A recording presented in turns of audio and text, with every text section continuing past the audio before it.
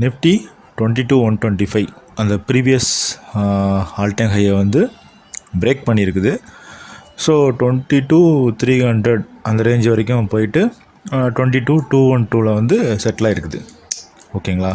So next target என்ன, இப்போயே எல்லாம் ஆரம்பிச்சிட்டாங்க 23 போயிடும் அப்படின்னு சொல்லிட்டு. ஆனால் நம்ம லாஸ்ட்டு ஜனவரியிலேருந்தே நம்ம பார்க்குறது அதுதான் 22,750. ஓகேங்களா. ஸோ அதுதான் வந்து மேக்ஸிமம் அப்சைடாக இருக்கும். ஓகேங்களா. ஸோ அதை எப்படி நம்ம இது பண்ணுறோன்னா, லாஸ்ட்டு வீடியோ பார்த்தவங்களுக்கு தெரிஞ்சிருக்கும். அப்படி இல்லைனா இது ஃப்ரெஷ்ஷாக சொல்கிறேன். இதுதான் மந்த்லி கேண்டிலில் இருக்கிற pattern, inverted head and shoulder pattern. So இந்த பேட்டர்னில் தான் மூவ் ஆகிக்கிட்டு இருக்குது. ஸோ மேக்ஸிமம் இந்த ரெசிஸ்டன்ஸ் வந்து ஆக்ட் ஆகும் அப்படின்றத நம்ம பார்த்துருந்தோம். அப்படிங்கும்போது நமக்கு மார்ச் மாதம் மேக்ஸிமம் மார்ச் மாதம் வந்து ஒரு பெரிய கரெக்ஷன் வரும் அப்படின்னு சொல்லி எக்ஸ்பெக்ட் பண்ணுறோம். ஸோ அதனால் அந்த இடத்துல வந்து 22,750 அப்படின்றது வருது. ஸோ அந்த ஜோன் வரும்போது ரொம்பவே கேர்ஃபுல்லாக இருக்கணும். ஸோ இப்போ 22,125 தாண்டினதுனால பொசிஷனலாக நம்மளோட டார்கெட் வந்து 22,750. ஓகேங்களா. ஸோ அது வந்து ஒரே நாளில் வரலாம், இல்லை 2 நாளில் வரலாம், இல்லை இந்த மாதமே கூட பிப்ரவரி எண்டே கூட அச்சீவ் ஆகிடலாம். ஆனால் பொசிஷனலாக டார்கெட் வந்து 22,750. அந்த இடம் வரும்போது ரொம்ப கேர்ஃபுல்லாக இருங்க. அதே மாதிரி ஃப்ரெஷ் பையிங் வந்து அவாய்ட் பண்ணுங்கள். இந்த இடத்துல போய்ட்டு புதுசாக பை பண்ணுறதை அவாய்ட் பண்ணுங்கள்.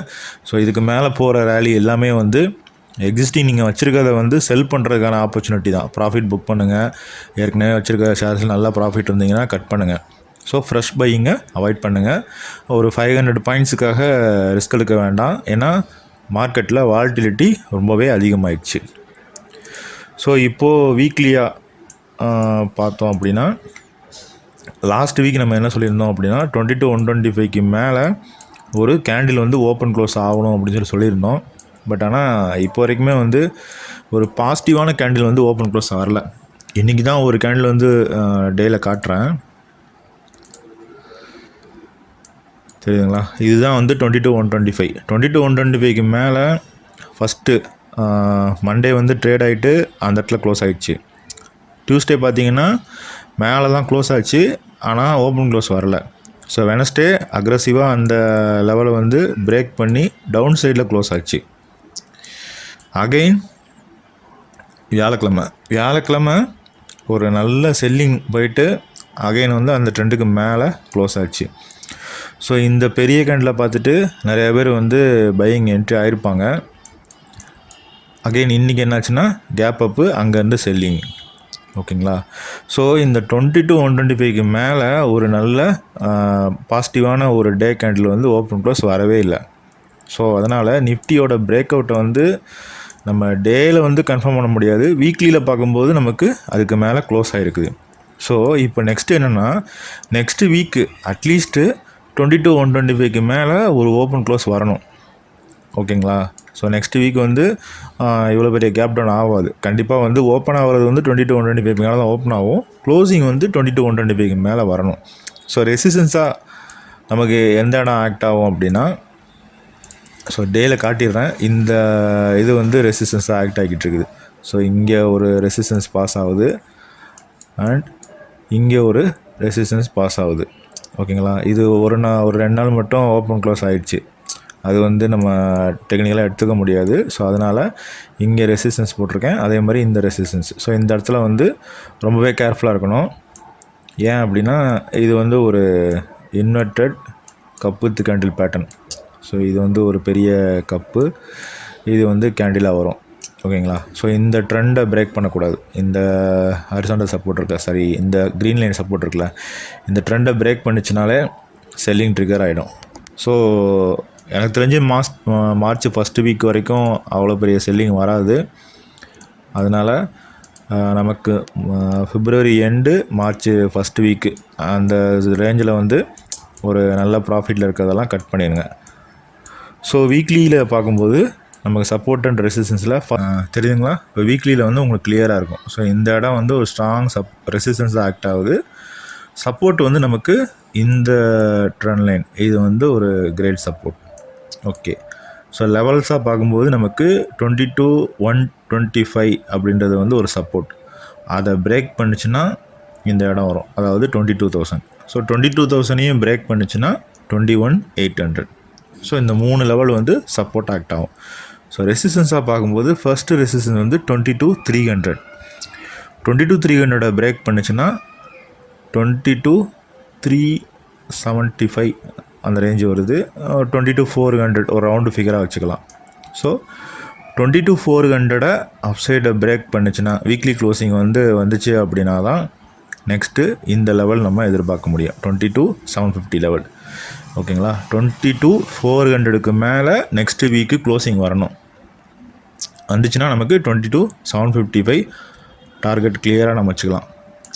ஸோ டவுன் சைடில் இந்த 21,800க்கு கீழே வீக்லி க்ளோசிங் வரக்கூடாது. நெக்ஸ்ட்டு பேங்க் நிஃப்டி 46,900லேருந்து 47,000 வந்து ஒரு ரெசிஸ்டன்ஸாக இருக்கும்னு சொல்லியிருந்தோம். 46,900க்கு மேலே ஒரு டே கேண்டில் வந்து பாசிட்டிவ் கேண்டில் ஓப்பன் க்ளோஸ் வந்துச்சு அப்படின்னா ஃபோக்கஸ் பண்ணுங்கன்னு சொன்னோம். பட் ஆனால் நிஃப்டி மாதிரியே தான் இதுலேயும் வந்து ஒரு பாசிட்டிவான கேண்டில் வரல. தெரியுதுங்களா?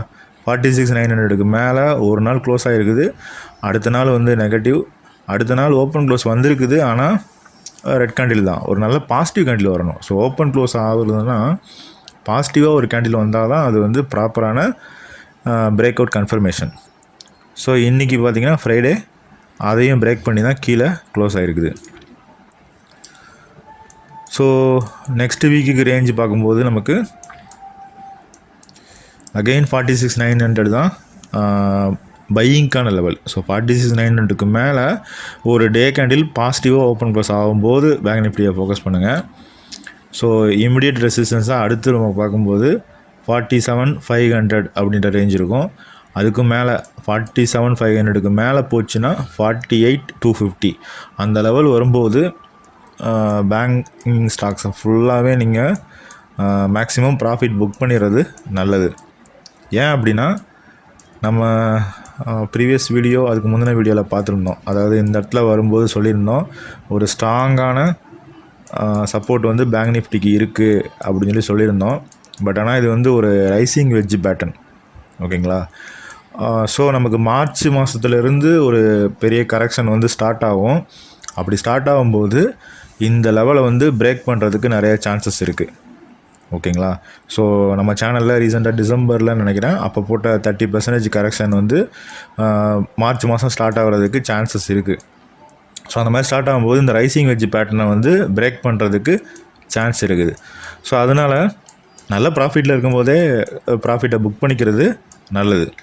ஓகேங்களா? இந்த 48,250க்கு மேலே ஒரு வீக்லியில் க்ளோஸ் ஆகுது இல்லை ஓப்பன் க்ளோஸ் வருது அப்படின்னா நம்ம அதுக்கப்புறம் பார்த்துக்கலாம். அந்தளவுக்கு வர வாய்ப்புகள் குறைவு தான். ஸோ அதனால் நல்ல ப்ராஃபிட்டில் இருக்கும்போது பேங்கிங் ஸ்டாக்ஸை வந்து அட்லீஸ்ட் பார்சியலாவது புக் பண்ணுங்கள். ஓகேங்களா? நெக்ஸ்ட்டு வந்து இந்த ட்ரெண்டை பிரேக் பண்ணும்போது கூட நீங்கள் செகண்டு பாதியாக இருக்கிறத வந்து புக் பண்ணிக்கலாம்.